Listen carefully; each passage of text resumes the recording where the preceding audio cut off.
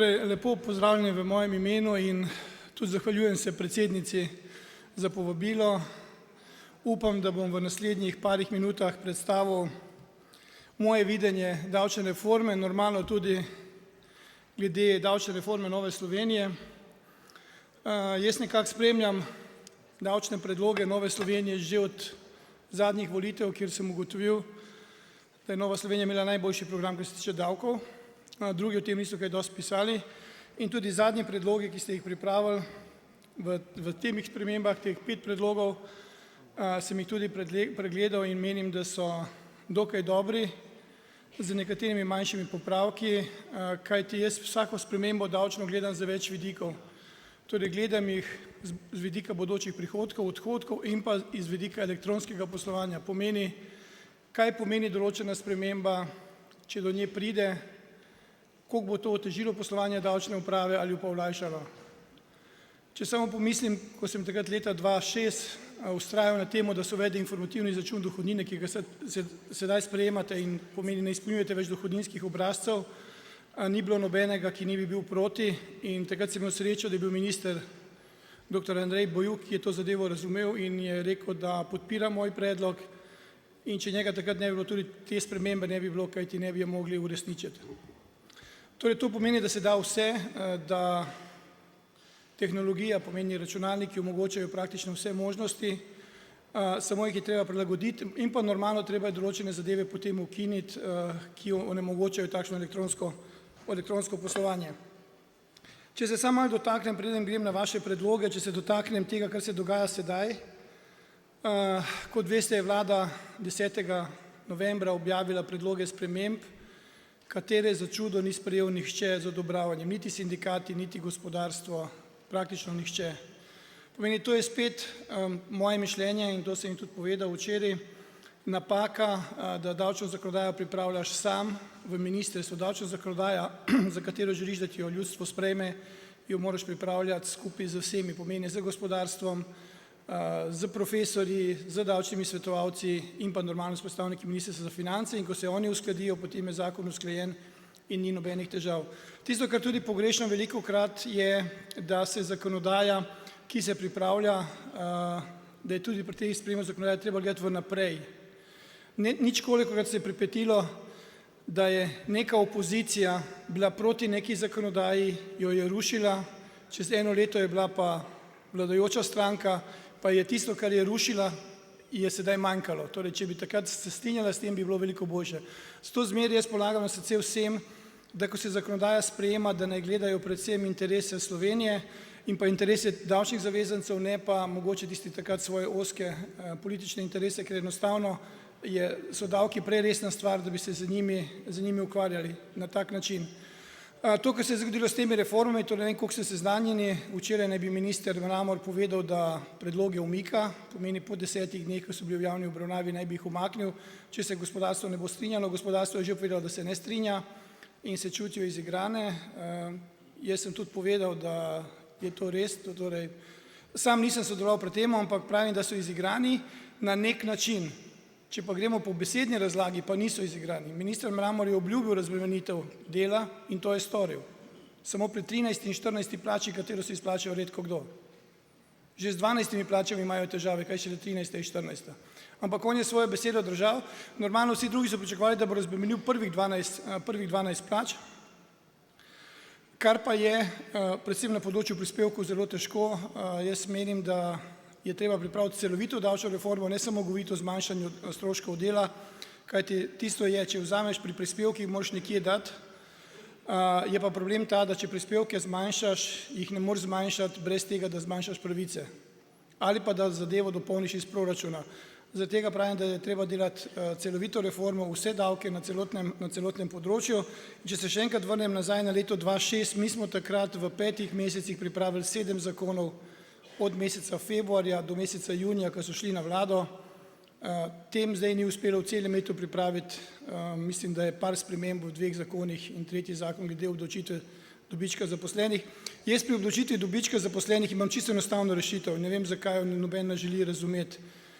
Če lastniki podjetja, lastniki delnic, deleža, ko si izplačajo dobiček, plačajo 25% dohodnino, jaz menim, da bi lahko zelo enostavno določili, da če se oni odločijo, da odstopijo svoj del dobička zaposlenim, da potem ta zaposleni plača 35 ali pa 30% dohodnino in zadevo zaključena. Brez kakršenkoli izračunov, shem in tako naprej, v končni fazi se lastniki odpovedujejo svojemu dobičku in če se odpovejo v korist delavca, potem naj bo neka stopnja, ki je lahko normalno ne more biti ista, malo višja, to je 25%. Če gremo na to ukinitev olajšav, tisto, kar jaz pogrešam, in to pa zaradi tega, ker delam veliko, ker delam pač ves čas v gospodarstvu in davčno svetujem, jaz že nekaj let ne upam nobenemu tujcu povedati, da ne pride v Slovenijo, zato ker mu ne morem ničesar zagotoviti. Jaz njemu lahko povem, danes imate take in take olajšave, tujec bo prišel k nam, ustanovil bo podjetje, čez en mesec bo minister spomnil, pa jih bo ukinil.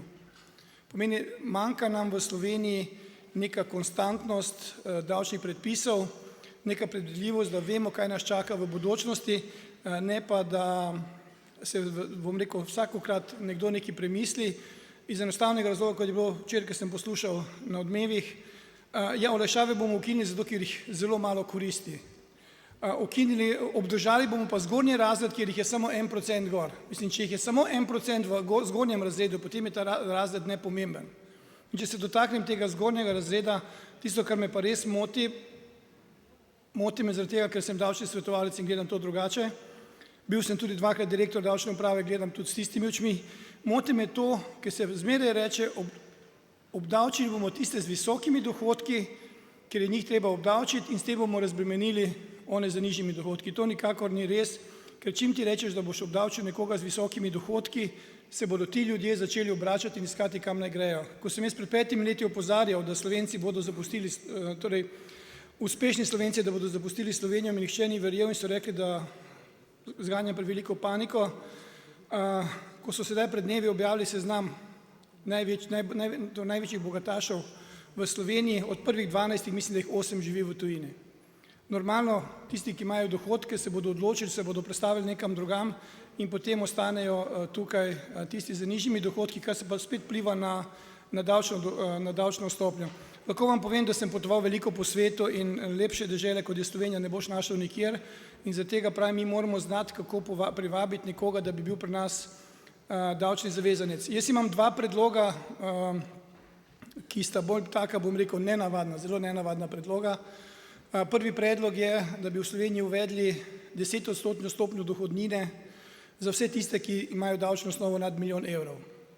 Pomeni, mi danes tako takega nimamo nobenega. Pomeni, če bi s tem pripeljali tujce k nam v Slovenijo, bi jih dobili in bi dobili dodatni denar. Slovenija bi postala znana po tem, da je dohodnina nad 1 milijon evrov nižja, do 1 milijona bi pa normalno vzeli po dohodninski lestvici.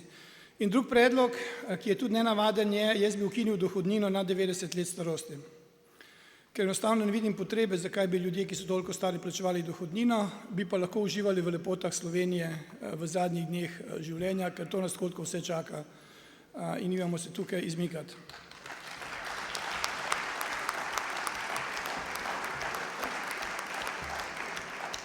Kar se tiče predlogov Nove Slovenije, za katere lahko rečem, da so dokaj dobri. Ena od teh je bila omejitev obveznost plačevanja prispevkov navzgor in navzdol. Jaz spet takoj, ko sem slišal omejitev prispevkov navzdol, sem takoj zavrtel v svojih možganih, ja, kaj pa to pomeni z vidika računalniške obdelave teh dohodninskih napovedi in tako naprej. In zaradi tega jaz imam drugačno filozofijo. Jaz ne bi ukinil prispevke navzdol, ampak bi uvedel še en dohodninski razred. Torej, to, kar predlagajo vaša stranka z ukinitvijo prispevkov navzdol, zato da bi ti zavezanci imeli večjo neto plačo, se da rešiti na drugi način, ki še zmeraj ohrani informativni izračun dohodnine, to pa je, da se poveča splošna olajšava in da se uvede še ena predhodni razred z 10%. Torej, efekt se bo dosegel popolnoma isti in bodo lahko pač ti zavezanci, ki zaslužijo manj, imeli tudi nižjo davčno stopnjo. Omejitev plačevanja prispevkov navzgor pa je vsekakor potrebna. Res je, da nekateri ne razumejo, kaj to pomeni in ravno zaradi tega sem jaz že leta 2011 predlagal, da bi uvedli to tako imenovano socialno kapico na 6.000 evrov, kjer bi jih bilo spet zelo malo in potem bi se počasi pomikala zadeva navzdol. Meni je včasih prav hudo, ko se pogovarjam s kolegi iz drugih držav, ki imajo socialno kapico, ki sploh ne razumejo, zakaj jo mi v Sloveniji nimamo. Glede širitev razredov in ukinitev zgornjega razreda, s tem se strinjam. Pri tej širitvi razredov je treba zmer se usesti s predstavniki Ministrstva za finance in pogledati, kaj pomenijo pomiki po razredih na davčne prihodke. Nesporno je, da v Sloveniji z 41% oziroma s 50% pri 71 tisoč evrov smo med najbolj obdavčenimi na svetu. Meni je prav smešno, ko včasih kdo pravi in nas primerja z Nemčijo, recimo pri davku od dobička pravijo, Nemčija ima višji davek od dobička, ne povejo pa, da pri dohodnini Nemci pridejo v najvišji razred, ki pri njih znaša 45% pri 250 tisoč evrih. Mi pa pridemo v 50% pri 71 tisoč evrih. V Ameriki je podobno, 36,9% dohodninska stopnja je za dohodke nad 300 tisoč evrov. Tako da pravim, ta vaš predlog, ki je bil, je popolnoma v redu, razrede je treba mogoče za kakšnega povečati in odkiniti zgornjega, kajti zgornji razred za 50% pri davčnih zavezancih samo povzroči to, da iščejo načine, da pridejo pod ta znesek. Znižanje stopnje davkov dohodka za mala podjetja, to je predlog, da bi imela tista mala podjetja nižjo stopnjo. Meni kot davčnemu svetovalcu takoj gre čez glavo, kaj pa moram narediti, da bomo malo podjetje. In bi se zgodilo to, kar se zdaj dogaja z normiranimi stroški, torej z normiranci, ki imajo normirane stroške do 100 tisoč evrov. Dogaja se to, da razbijajo eno podjetje na več normirancev in potem prejmejo 200 tisoč, zdaj imate pa 2 po 100. To je ta trenutek zelo v redu in lepo, dokler ne bo začela davčna uprava oziroma finančna uprava tega kontrolirati, bo izpodbijala te posle, jih bo štela za navidezne posle in potem bodo imeli velike davčne težave. Zaradi tega pravim, da taka zadeva, ki v končni fazi lahko tudi pripelje do problema in do težav v davčnih pregledih, ni najboljša rešitev. Jaz sem zagovornik, da imajo vsi enako davčno stopnjo, pomeni, če je to 17 ali pa 15%. Tisti, ki imajo olajšave, si bodo lahko malo znižali, ostali pa ostanejo na teh 17 ali pa 15%. Zelo dober in odličen je predlog, da bi bila maksimalna obdavčitev davkov dohodka pravnih oseb in pa dividende 25%. To je zelo dober predlog in edini logičen, kajti da ne plačuješ dvakrat davek. Predlog je tukaj bil, da bi bila skupna stopnja 25. Jaz tudi predlagam, da bi v izogib tistim matematičnim izračunom, koliko bi morala biti davek na dividende, da bi se pri davkah na dividende uvedel ena fiksna stopnja 10 ali pa 11%, kar bi za seštevko pomenilo teh predloženih 25. In pa enaka fiskalna obravnava božičnice in pa regresa. To je tudi smiseln predlog, tako da lahko povem, da je vlada s tem predlogom, ki je za 13. in 14. plačo predlagala uvedbo brez prispevkov, je pozitiven predlog. To meni, da ta vaš predlog je tudi šel v tej smeri. Zdaj, kaj se bo zgodilo na koncu, bomo videli. Nesporno je, da tisti, ki so že celo leto izplačevali normalne plače in so zaposleni plačevali normalne prispevke, ni potrebe, da se plačujejo prispevki še v določenih dodatnih izplačil. In to je že na neki način, ta predlog 13. in 14. plače je že na neki način socialna kapica. Tako da lahko povem, da kdorkoli vam je pripravljal te predloge, jih je pripravil zelo dobro. Normalno jih je treba še potem pogovoriti z ostalimi, ampak jaz lahko pohvalim in to tudi zmeraj povem, da trenutno najboljše davčne predloge dajejo iz Nove Slovenije in s tem tudi izrekam vso pohvalo tistim, ki so delali na teh davčnih predlogih.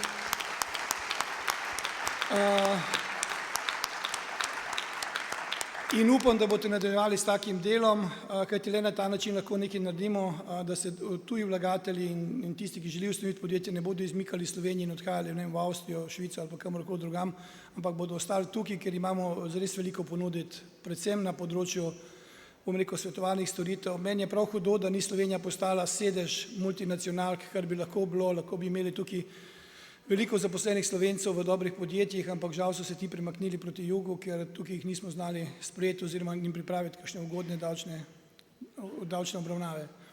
Še enkrat se vam zahvaljujem za povabilo, upam, da boste nadaljevali z delom, kot si želite, in da boste v bodočnosti tudi prispevali kaj dobrega v Sloveniji in da bomo lahko vsi živeli normalno. Kar se pa tiče davkov, pa pravim še enkrat vse čestitke tistim, ki so to.